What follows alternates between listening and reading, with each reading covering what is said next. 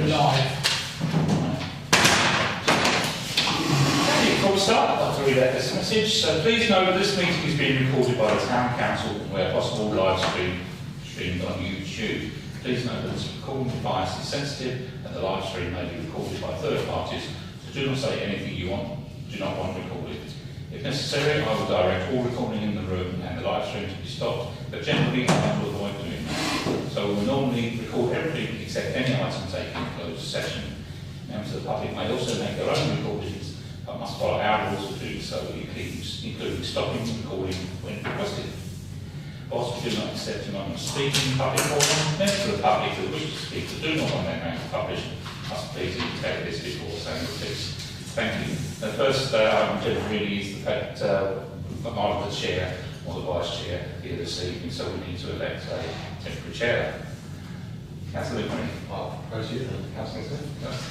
I'll second that. All those in favour? Yes, carried. Thank you very much. So, welcome to the Haverhill Town Council Planning Committee of the Tuesday the 5th of May 2026. To the Chairman, apologies for absence. Councillors Pat Hannell, Tony Brown and Mary Martin. Thank you very much. Have we got any declarations of interest or requests for dispensations? No. Item 4 is the minutes of the previous meeting. Get the chance to read them, but they're on the screen now. So I just have first of all, a proposal there to record, Councillor Reading, second by Councillor Cox, Mayor Cox. All in favour? Thank you very much. So we'll have a look at the matter arises in the minutes. Move on to page. Oh, sorry. Sorry. Right, good. Quick enough.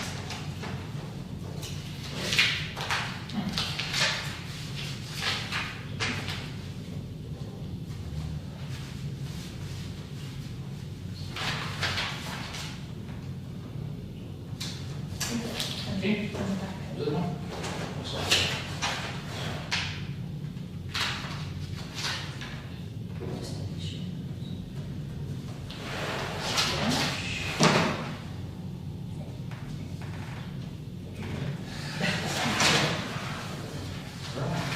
So, first page there.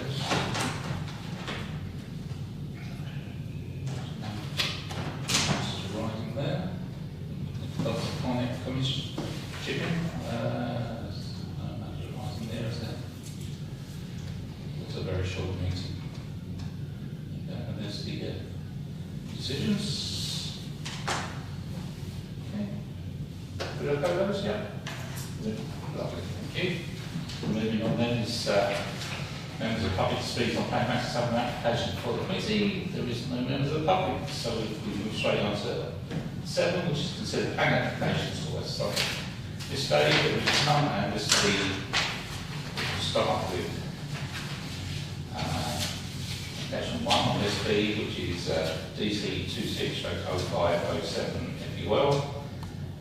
A, 1 self-built dwelling, B, alterations to access, C, garage to existing dwelling following demolition of existing garage and sheds.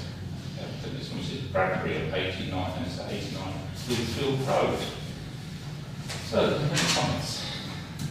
Just to cover, they are the ones that are the water's edge, that's all the water's edge. No, Cross Road. Yeah, it's Eastern Avenue side, 7 pounds in. It's, you see, so it's a long drive up the side to what the proposal is the widening the driveway for this side at the back. I suppose. I'll only add something nobody else seems to want to say there. I thought it was really nice, the plans. I still didn't quite notice that it's effectively a bungalow, but with 1.5 stories.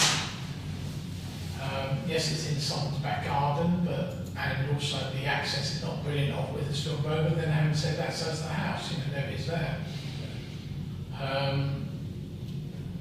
Didn't seem, it matches what's behind the house. The roads behind. Ashgrove, that's it, Ashgrove. Yeah, I studied it quite much, a bit this afternoon. I thought, yeah, I quite liked it. Anyway. I would agree. I was trying to make sure couldn't, because my phone doesn't want to zoom in on it, so I couldn't. I was trying to make out where exactly was, but looking at the actual place around it, I can't see there's any harm. I mean, it looks like a good design. I don't see any reasons, but sort of, well, I think negative neutral or support it. I mean, for me, I don't see any reason for us to go against it instead. Do you know if it was possibly a bit closer to the border or that sort of beach? But if it is, what's it going to affect?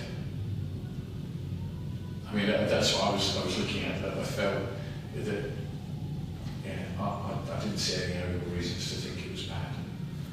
There was one technicality I wasn't going to, the fact that it's a self-build, and self-build, she's supposed to live in yourself, whereas this is built for their daughter, because it's a member of the same family. I don't know if that's relevant or not.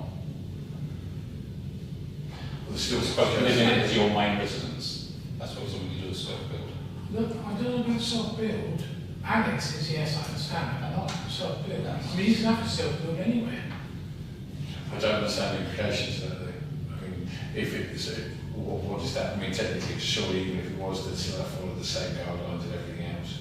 Well, if it is not allowed, then obviously West Suffolk will pick that. Yeah. So it's not. Yeah. Well, it's just I'll propose neutral and it's down there. I'll just give you an example. Let's go back a few years. Just an example. Hawthorne Road, off Park Road, is all self-build. Ruffles Road, off Manor Road, is all self-build. They were just a bit of land that people bought. I mean, there's a great place called Graven Hill over at Bicester. It's 1900s self-built. Great place to go and visit it if people want to look at somewhere. I think there is a part of the law that says if they don't, these things don't come to fruition, it will still be sold as a self-build plot. Yeah. So, I'll propose neutral. I think that makes sense. Second by Councillor Green. All those in favour? That's carried. Thank you very much. Item 2 then is DC 25-188 RM. It's the re-consultation, observed matters application, a submission of details under outline plans from DC 15-21-51 OUT, means of access, appearance, landscaping, layout and scale of 95 dwellings, including 42 affordable, parcel map A9. Associated internal roads, car parking, amenity and public open space, pumping station and diversion of overhead HV cable, and B, including application to partially discharge conditions 4, 6, 7, 8, 9, 15, 28, 30, 37, 38 and 44 of DC 15, 21, 51 OUT. That's parcel 89 land north of Haverhill. Is Mr. Alex Clark of Law Homes. So just to clarify, if I'm right, this is where the school is. This is that one, isn't it? Where the space next to it. Yes, where the space is left. Yeah, that's that area. And we've covered this at previous stages as well. Yeah. I mean, again, trying to look at it very small. I'm not sure if there was anything I was missing. So that's your school. Yeah. No, that's what I thought it was, because it's the other one. The other one was referring to this next one because we've discussed both. So this is Shepherd Road. Yeah. And here, that's the footpath going up to Great Wilsey Farm on the left side. Just to give you a thing. And that's the other application. Yeah. I mean, we've discussed both. I don't think we object. We had neutral or something. Councillor Freeney. Yeah, last time we were neutral with no comments, so I'll propose neutral again. Okay. Second. Yeah. All those in favour? Carried. Thank you very much.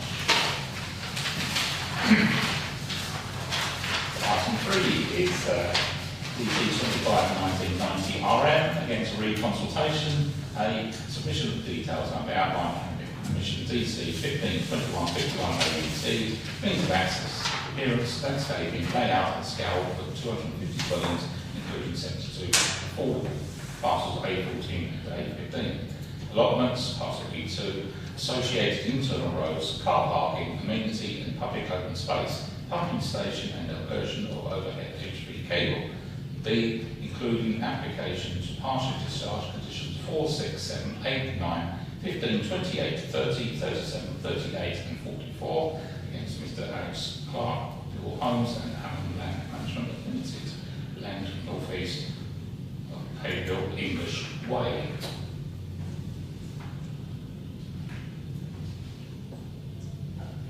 So you want to just point that out? Yeah, so no, I was going to say something. Yeah, No, they're going a bit like the first one. They're actually doing more than necessary under the S106, which is very pleasing, in terms of things like accessibility and you know, disabled access, all this sort of stuff. Obviously, they're doing the allotment, stand at the bottom right there, and that's where the country park is. Down there, got the sun from the pumping station. So it's a shame that they have to build on this land, but that was unfortunately taken out of our hands over 20 years ago. Yeah. So that's the Greenaway bit, currently back of Shetland Road and Roman Way there. Generally, I'm looking at the design of the houses, they're not like a certain other developer, they're more like our more recent developer, I have to say. Councillor Green. Yes, we were neutral on this one last time as well. I do know that there are quite a lot of objections on the planning board now, mainly to the country park. So I'm going to propose that we're neutral again, but if we could make the comment that we would like them to plant trees now for the country park, so that they're more mature at the time we get to that stage. But I think we have to recognise that, like we discussed earlier, there's not enough dwellings to meet the criteria at the moment. Yeah, that's disappointing, but unfortunately they're not sort of going against the conditions of the application. That's of course. I maybe disagree with, but it would also be nice to say as a word of thanks to them who are trying to work with us. Doesn't mean it's a finished product, but we appreciate, some sort of us, we appreciate you coming in and doing the rest of the work with us. Because I think, based on what you're saying, is when we're looking at objections, we can hopefully try to work that through if they keep working with us. But I think it's just worth it if we're all happy with that. I don't want to do say it if we're not happy with that. I just think it's nice that It's they're not working. something we normally do, is it? I don't know, it's just, I mean, from the years we've done, we don't often see many people come in. They have come in more than anybody else. I know it's a big development at the same time. I think we have thanked them though when they have come in, so whether it needs to be part of it. No, I'm happy with that. It was just a case of, you know, in my short time, it's they have come in and been quite accommodating. I think my other concern, Chris, as well, is I think it actually changes the density of the properties along the bottom edge near the country park. I mean, it's not exactly unobtrusive, should we say. I don't know if you can remember from last time we had this application, it was quite high density, and the other thing is they're saying about the two blocks taken for affordable, taking them together. So they won't necessarily have the 30% whatever on the one block or each block. And my concern again is, will they leave the affordable ones till after the I think they want to raise that. Yeah. Certainly meeting I do recall that being said. And wasn't it also raised about what you're saying about the headline or whatever being quite and not being quite sticky? I'm sure something was raised about it. It rings a bell. That's what I'm hearing. I thought we talking about something down here. No, down the bottom. Yeah. We're sort of where allotments are across that way. I don't know if they reduced the density to what they had previously. Whether there'd be more of a buffer, wasn't there? If I may, I vaguely remember from the outline of the master plan, there was never any plans to thicken that. It was always only on the northern edge, because Kennington were moaning quite a lot at the time. And I'm not talking about this northern edge, I'm talking about the further northern edge. But I think it's worthwhile noting that the country park is outside their scheme. It's got nothing to do with them. They're not the ones who are going to be creating a country park as the current landowners, same as the local centres, not being done by the developers. So yes, I understand people are quite correctly talking about a country park, but at the end of the day, they've got no control over it. No, but the application is looking law homes and Haverhill land management. So, but that's, as you said earlier, Haverhill land management are the people doing the country park. No, Well, there may well be, but it's not for this application. No. This, the local centres, and anything to do with outside the housing development is all done by the Paddy Trust. But is that not then, sorry? No, Paddy's done Great Horsey Farm. But is that not something then, based on this, that we should be probably... We should be going direct to the Paddy Trust. Yeah, but should we be doing that by this group or doing it as part of full town council to say, can we look at where it is and what they're planning to do? I would like you to do this group, yeah. So is that, I mean, I think we should be getting in touch and getting them to clarify where they're at and where they're looking to move their plans forward. At least if we can get some clarity, any complaints that were being raised, we can at least try and address that. Michael Chapman, the Paddy Trust. I think they did, that's what was discussed Yeah. before. wasn't it? Yeah. Yeah. Michael Chapman, Just reiterate and what then he got his details. Yeah. So, So I can speak to you about getting a contact with them. Yeah, I said it, Michael Yeah. Chapman. Yeah. right, so the other proposal is for neutral with the, shall we believe to say that we plant trees as soon as possible? Yeah. We'll progress the country farming is. We can't really push them for a date. No, I think we can just make the comment that we'd like to see trees planted now, but Sounds so, Yes, enjoy council regardless. More comments, all those in favour? That's carried, thank you very much. Moving on now to the empty street trade licenses, there are none.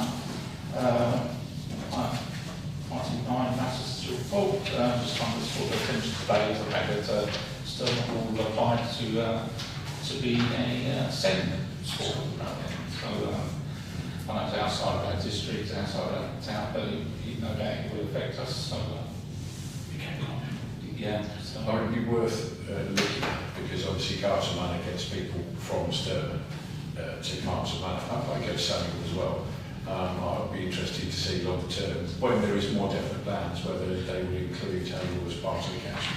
So I'm not sure the time that we can add that one to next January. Yeah, it is a planning application. Yeah, I sent it to Colin and Vicky earlier on today. Yeah, I mean, we certainly want to try and follow with interest to see, I mean, it could be that it's private, which who knows where that'll come from. I'm very interested, very interested in the effect on the assets, Yeah. the church and the mound, because they are very well listed assets. And it's like the bit on the end where they wanted to put the generators on this side of the bypass, and that was rejected because of the effect on the mound.